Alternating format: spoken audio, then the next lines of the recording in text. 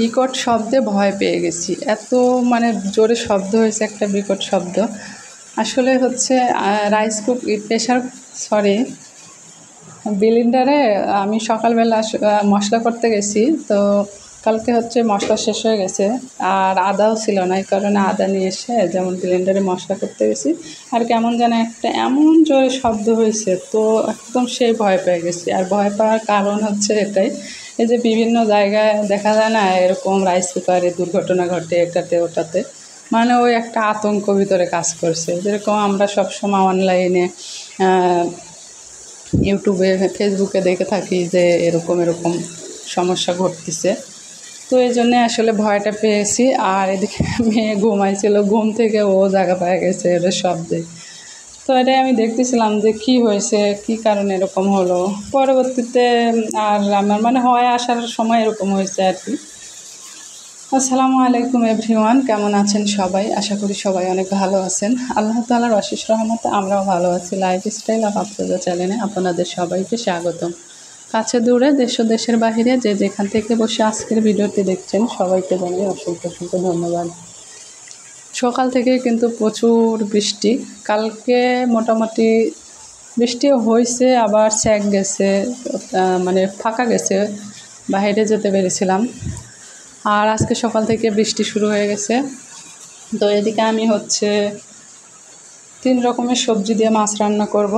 তো 3 রকমের সবজি বলতে অনেক দিন পরে মূলা কিনেছি, মূলা বেগুন। আসলে মূলা আমার খেতে ভালোই লাগে মোটামুটি, কিন্তু হচ্ছে বেগুন, মূলার সাথে আসলে বেগুনটা চলে, বেগুনটাই যায়, ভালো লাগে।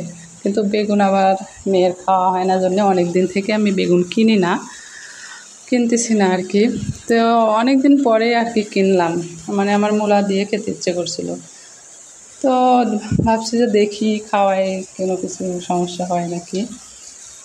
যদিও ডাক্তার ওভাবে কোনো কিছু বারণ করে নাই, ওর তো অন্যভাবে প্রবলেম দেখা দিয়েছে, মানে অ্যালার্জি। কিন্তু যে বেগুনে বা ইয়াতে এরকমভাবে কোনো দেখা দেয়নি। তারপরে যেহেতু অ্যালার্জির ক্ষেত্রে এগুলো মানা বলে, সে কারণে আর কি আমরা প্রাথমিকভাবে এটা মানে বাদ রাখি আর কি, দিতে ভয় পাই, খাওয়াই না।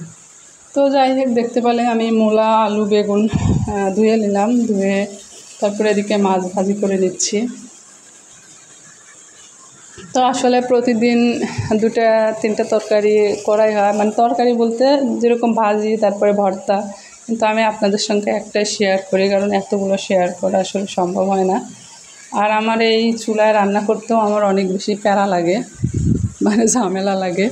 একবার ক্যামেরা ধরে থাকা, একবারে মানে হাত মনে হয় ধরে যায় আর কি। আর এই চুলাতে রান্না করতে অনেকটা সময় লাগে। যদি একটা তরকারি রান্না করি তাহলে ঠিক আছে, আর যদি মানে দেখা যায় যে 2-3টা কিছু করতে দেয় বা 2টা করতে যায়, তাও মানে কীরকম একটা অনেকটা সময় লেগে যায়, ভালো লাগে না, বিরক্ত লাগে। তো যাই হোক, এদিকে আমি আপনাদের সঙ্গে কথা বলতে বলতে মশলা কষিয়ে নিচ্ছি। আর যেটা বলতেছিলাম যে ব্লেন্ডারের বিষয়, আসলে কি এর আগে কিছুদিন আগে একটা ঘটনা দেখলাম যে বাচ্চা কোলে নিয়ে মা রাইস কুকারে মানে ভাত চড়া দিতে গেছে, আর কি যেন একদম বাস্ট হয়ে মা মেয়ে দুজনেই মারা গেছে, ছোট বাচ্চা ছিল। তো ওই ঘটনাটা মানে হট করে মাথায় মানে কাজ করেছে, আর ওই জন্য আরও বেশি ভয় পেয়ে গেছি। তো যাই হোক, আর একা একা বাসার মধ্যে সমস্ত কাজ বাজ করি, তো মানে দেখা যায় যে কোনো একটা কিছু শব্দ হলে ভয় পেয়ে যায় অনেক বেশি, কোনো কিছু ইয়া হলেই। কারণ বাড়িতে দেখা যায় যে অনেক মানুষজন থাকলে তখন কিন্তু ওই ভয়টা, ছোটোখাটো বিষয়ে ভয়টা কাজ করে না। আর একা থাকলে কিন্তু ওই ছোটোখাটো বিষয়ে কিন্তু অনেক বেশি ভয় কাজ করে। আর সবসময় যেহেতু বাসা বাড়িতে থাকা, আর দুর্ঘটনার তো শেষ নাই, একটার পর একটা ঘটনা অঘটন ঘটেই চলেছে দেশের। আজ এ হচ্ছে, কাল এ হচ্ছে। এই যে দেখলেন না, এর আগে বলতে যে কয়েকদিন আগে ম্যানহোলের ভিতরে একটা মহিলা মারা গিয়েছে পড়ে, 2টা বাচ্চা আছে বলে জমজ। তো লাশটা মানে পড়ার সঙ্গে সঙ্গে নাই উধাও, তার কী একটা করুণ মৃত্যু, তাই না? মানে কি, মানে এগুলো আসলে কি যে একটা মানে অবস্থার মধ্যে দিয়ে তার মৃত্যুটা হয়েছে। যাক, আল্লাহ তাকে জান্নাতবাসী করুক। আর কার কিভাবে মৃত্যু আসবে এটা কেউ বলতে পারবে না, আল্লাহ কার কখন কোথায় মৃত্যু লিখে রেখেছে। তবে আল্লাহর কাছে সবসময় দোয়া করতে হবে যেন আল্লাহ যেন ভালো অবস্থা ভালোভাবে যেন মৃত্যুটা নেয়, এটাই আর কি। তো আপনাদের সঙ্গে কথা বলতে বলতে আমি তো মূলা বেগুন সবটা কষিয়ে নিচ্ছি, মশলা টশলা কষিয়ে। তো আজকে রান্না রিলেটিভ তেমন বিষয়ে কোনো কথা বলিনি। আর যেদিন আমি রেসিপি শেয়ার করি সেদিন আমি কিন্তু রান্নার বিষয়ে পুরো কথা বলি। আজকে ওভাবে রেসিপি শেয়ার করছি না, যার কারণে আমি রান্নার বিষয়ে কথা বলছি না।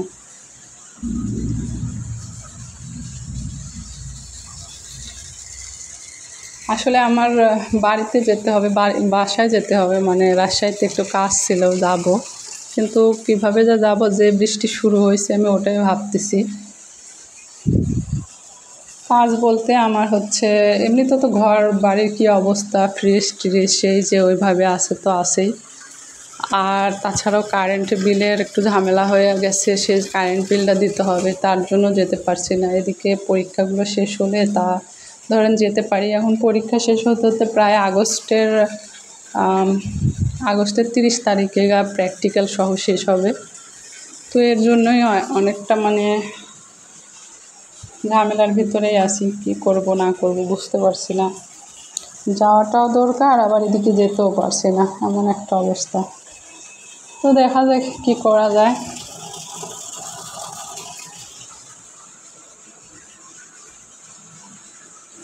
তো আপনাদের সঙ্গে কথা বলতে বলতে কিন্তু আমার রান্নাটা হয়ে গেছে। আর অনেক দিন পর এই মূলা বেগুনের তরকারি আমার কাছে অনেক বেশি ভালো লেগেছে। মানে হঠাৎ মানে মূলা, আমার মেয়ে মূলা পছন্দ করে না, কিন্তু আমার মোটামুটি ভালোই লাগে। আর হঠাৎ এক দিন রান্না করলে ধনিয়া পাতা, আমি কিন্তু মূলা বেগুনের তরকারি রান্না করলে ধনিয়া পাতা দিই, কিন্তু আজকে আমি ধনিয়া পাতা পাইনি, বাজারে দেখলাম না। আর অনেক কিছুই আসলে আমি খাওয়া মানে যেগুলো আমার খেতে ভালো লাগে অনেক কিছু খাওয়া বাদ রাখেছি, কারণ ধনিয়া পাতাতে কিন্তু প্রচুর পরিমাণে গ্যাসের সমস্যা, গ্যাস হয়।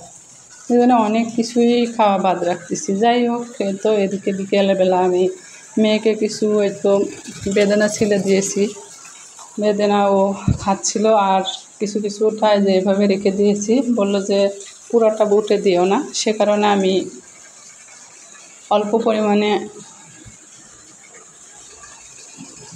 বুটে দিলাম আর কি। আর এদিকে আমি হচ্ছে নামাজে বসবো, তো ওযু করে আসছি আসরের,